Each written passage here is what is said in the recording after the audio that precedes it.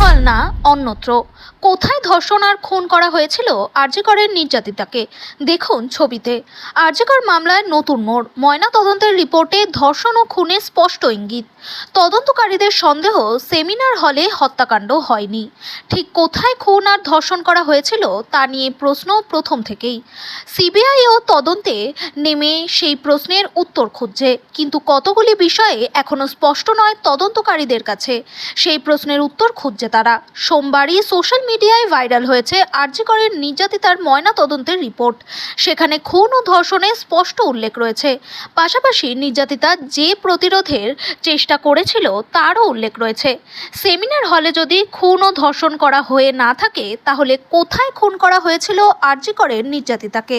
প্রাথমিকভাবে সিবিআই এর অনুমান খুন ও ধর্ষণের ঘটনা ঘটেছে অন্যত্র। দেহ এনে সেমিনার হলের পোডিয়ামে রাখা হয়েছে। তদন্তকারী সূত্রের খবর, যেখানে নির্যাতিতা বিছানা পেতে শুয়েছিল সেখানে ছিল ইলেকট্রিকের তার, পাশেই সুইচবোর্ড। প্রশ্ন, কোনো মানুষ কি ইচ্ছে করে বিদ্যুতের তারের ওপর বিছানা পেতে শোবে? সিবিআই সূত্রের খবর, সেই রাতে যারা নির্যাতিতাকে ডাকতে এসেছিল তাদেরকে নিয়েও। কারণ একজনের বয়ান অনুযায়ী সে দেখেছিল নির্যাতিতা ঘুমাচ্ছে, তাই আর ডাকেনি। কিন্তু সংশ্লিষ্ট প্রত্যক্ষদর্শী জানিয়েছেন যে নির্যাতিতাকে দেখেনি, তার মনে হয়েছিল ঘুমোচ্ছে, তাই আর বিরক্ত না করে চলে গিয়েছে। দেহ উদ্ধার হয়েছে নির্যাতিতার এক হাত মাথায় দেওয়া অবস্থায়। কিন্তু খুন আর ধর্ষণ করা হয় তাহলে কোনো মানুষই মাথায় হাত দিয়ে মরতে পারে না। বিশেষজ্ঞদের কথায় মাথায় হাত দেওয়া মানেই নিশ্চিত হয়ে ঘুমানোর ভঙ্গি। ময়না তদন্তের রিপোর্টে স্পষ্ট অজ্ঞান করার কোনো ওষুধ মৃতার শরীরে পাওয়া যায়নি, তাই নির্যাতিতাকে অজ্ঞান করে খুন আর ধর্ষণের তত্ত্ব খারিজ হয়ে যাচ্ছে। তাতেই স্পষ্ট হচ্ছে অন্যত্র খুন ও ধর্ষণ করা হয়েছে, কিন্তু কোথায়? প্রথম থেকে সিবিআই সেমিনার হলে খুন ও ধর্ষণ নিয়ে প্রশ্ন তুলেছিল, কারণ যেভাবে মৃতদেহ উদ্ধার হয়েছে তাতে বিশেষজ্ঞদের অনুমান ছিল সেখানে এই কাজ হয়নি। তাই সন্দেহের নজরে অন্য ঘর ভাঙা। চতুর্থ তলায় সেমিনার হল।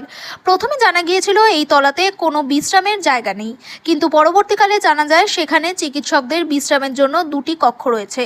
তারপরেও কেন নির্যাতিতা বিছানা পাতল ধুলো ময়লায় ভরা পোডিয়ামে? প্রশ্নের উত্তর খুঁজছে সিবিআই। সূত্রের খবর, সেমিনার রুমেও বেশ ভালো সজ্জার ব্যবস্থা ছিল, সেখানে কেন শুলো না নির্যাতিতা? আরজি করের মৃত্যুর ঘটনার পরই তড়িঘড়ি ভাঙচুর শুরু হয়।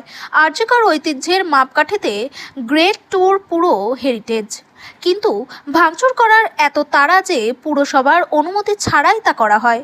আর যে ঘরে ভাঙচুর করা হয় তা সেমিনার হলের পাশেই।